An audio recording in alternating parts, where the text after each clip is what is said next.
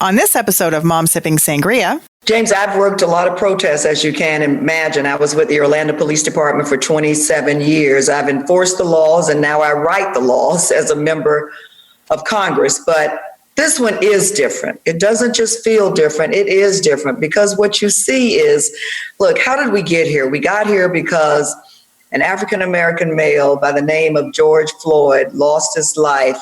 It was brutal and senseless at the hand of a police officer. I think when we watch the protests, we've seen individuals from all races and genders out there marching. You know, when we try to solve some of America's toughest problems, it always takes everybody coming to the table, right? It's a tipping point. It's not like we haven't seen this before. What we have to do, James, is begin to have a serious, safe discussion about racism. We can't be too politically correct when we're talking about racism, and we have to give people a safe space to be able to share their beliefs, their biases, their fears, if we're ever really going to be able to deal with it, because we not only see it in law enforcement, and I thank God that the overwhelming majority of men who go to work and women who go to work in law enforcement every day do the job correctly. They have the mind and the heart for the job. We see it in police work, but we also see it in corporate America. We see it in education. We see it in housing. We see it in so many places. Racism is still and always has been the ghost in the room. And so we've got to begin the serious conversations, acknowledge that there is a problem, and then begin to heal. And coming out of that process, though, with better laws, better policy, better support, where we really do treat people, all people, with dignity and respect. That was U.S. Congresswoman Val Demings speaking with James Corden. On this episode, we are muted and listening. Hi, my name is Whitney Cook-Rouse, and I'm headed into my second year at Queen's University. When I heard the question for this podcast, what do we need to understand? My mind instantly became overwhelmed because I believe that there are so many things that need to be understood. It's hard to pinpoint just one or two concepts. Coming from a background in which my mom is white and my dad is black, and my parents having gotten divorced before I could walk and talk, I faced a lot of cultural discrepancies and confusion. Throughout my childhood, I spent the most amount of time at my mom's, which was lacking the black representation I needed in order to understand what being black really means. Growing up in a predominantly white neighborhood, I lost a lot of the culture surrounding my blackness. That is us coming from kings and queens, our skin and hair being beautiful, our music, food, and dance being wondrous. And I'm ashamed to say that going through the public school system, I wished I was white and with straight hair. I myself am an independent person and learner, so when it comes to what parents need to understand, I think they need to back off. It took my own desire to learn more and to reach out to community groups specified for black youth so that I could learn more. I simply did not want my parents' input because the reality is, they do not and will never understand what it is like to grow up black or biracial in today's social climate. Racism is not like what it was when they were growing up. We are not being blatantly discriminated against as it once was. What we have now is a system built for us to fail. I think parents need to understand that they will never understand. They do not know what it is like to post something on social media and then to have certain individuals comment under an alias saying things such as the N-word or go back to where you came from. They do not know what it is like to have to defend yourself against people that are much older than you and should know better, but continue to persist and say racism does not exist. Because the generation of our parents simply are not as affluent in social media. Tell me that racism does not exist every time I walk into a local store and instantly feel every worker's eyes on me, when all I'm trying to do is buy something and put money in their pockets. To reiterate Martin Luther King Jr., I have a dream that we will one day live in a nation where we not be judged by the color of our skin, but by the content of our character. Running off of social media, I understand that it is a vicious part of today's society and that parents are just trying to protect us from some of the world's more belligerent people. But how will we make a change if we don't start standing up for ourselves and advocating now? I guess as a whole, what I'm trying to say is that growing up black, we do not have the representation in the media to fully understand ourselves. Becoming who we are and embracing our blackness has to come from within. It must be a desire to learn more. It is not our parents' place to tell us what we need to do when it comes to becoming our own person. Sure, a guiding hand is amazing and necessary, but that hand should not be pulling us in a direction. It should be lifting us up and showing us an endless world of possibilities. As Malcolm X once said, education is the passport to the future, for tomorrow belongs to those who prepare for today. And theoretically, the future belongs to my generation. It is up to us to make a change, so please, do not shelter us. Allow us to learn so that we can break a centuries-long ploy for us not to succeed. Do not reprimand us for standing up for what is right. Simply listen and watch us flourish into the morally just humans we are meant to be. Hey, I'm Shem, and the last few weeks have been quite eye-opening, I would say, probably for many people in the world. But if I'm going to be fully transparent as a black man, the last few weeks have not been that surprising for me, because this has just been our daily life. This is stuff that we as black people, we know so well. Anti-black racism. It's something that we live with. I think what's shocking to me is that it's shocking to so many people. You know what I mean? It's just like, where have you been? And I get it. A lot of that is because people have been cloaked in their own privilege and just haven't been able to sort of see past the fact that, racism does exist. And I think Canadians especially seem to think that racism is just this sort of American problem. But no, that happens right here in our country. And I'll tell you, I've had a lot of my non-black friends reach out and ask, how can they be allies? How can they help? How can they make things better? And the best thing you can do is just listen. Honestly, just listen. Listen to your black friends when they make claims of racism. Listen to when they tell you that something is just a little bit offside and you really shouldn't say that. Rather than question it and deny it, just listen. That's the best way. That's the best thing you can do to be an ally, in my opinion, is just to listen. This has been a really tiring couple of weeks.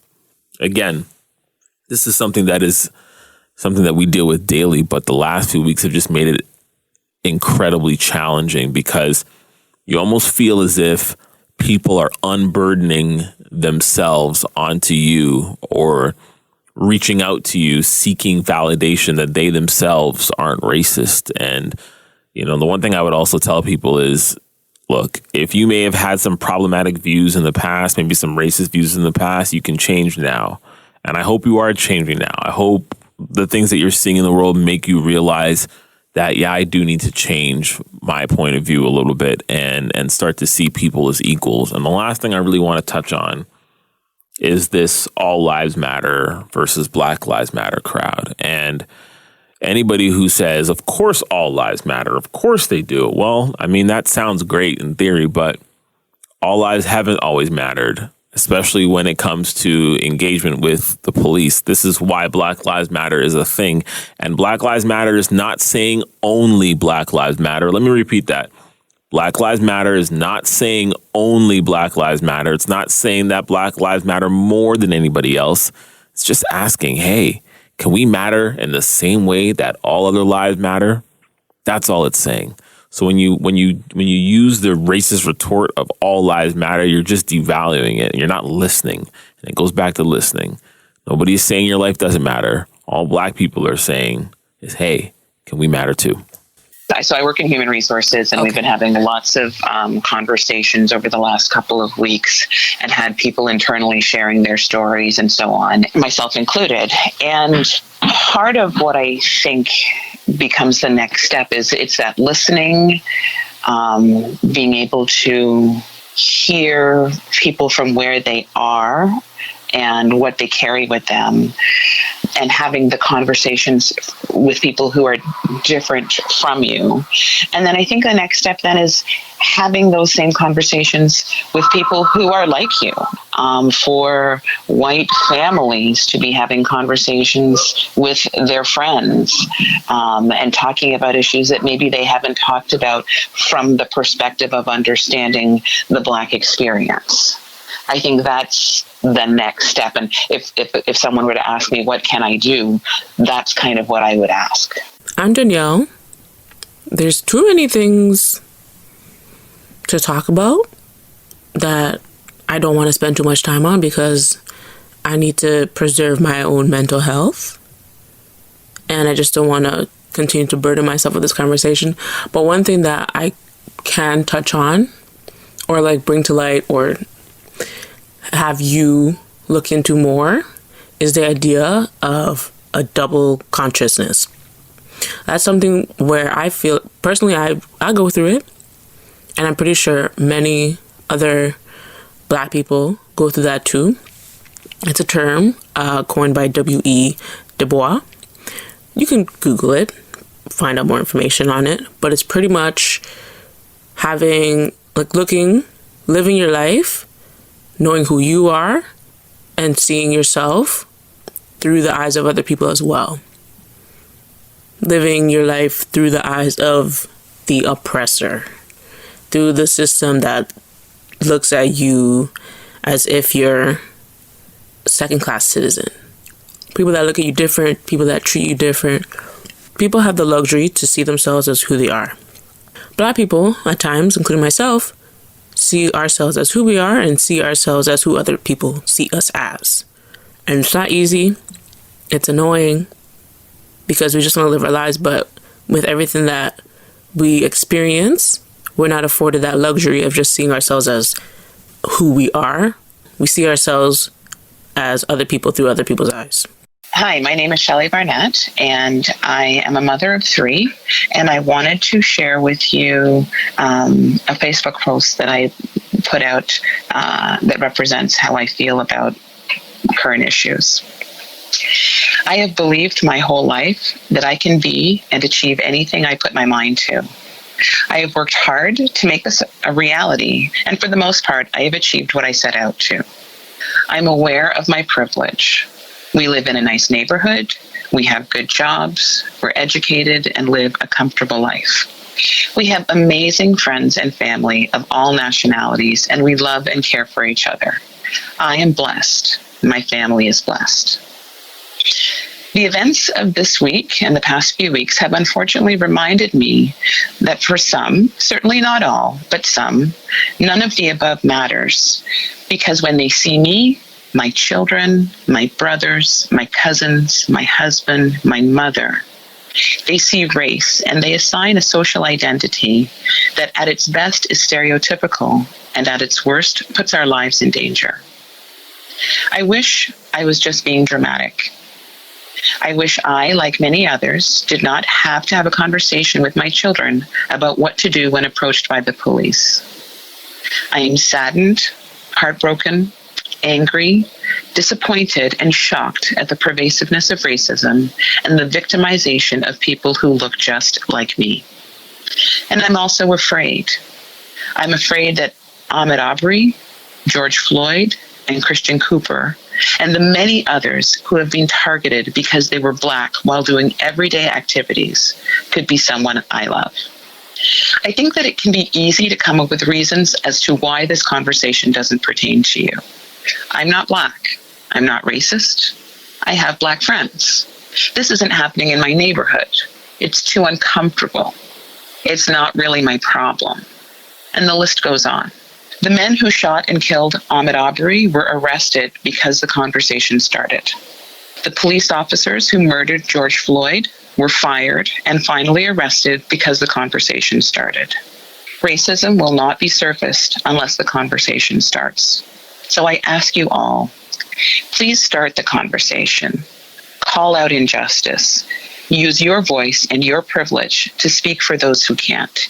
Even if you're not Black, not racist, have Black friends, if it isn't happening in your neighborhood, if it makes you uncomfortable.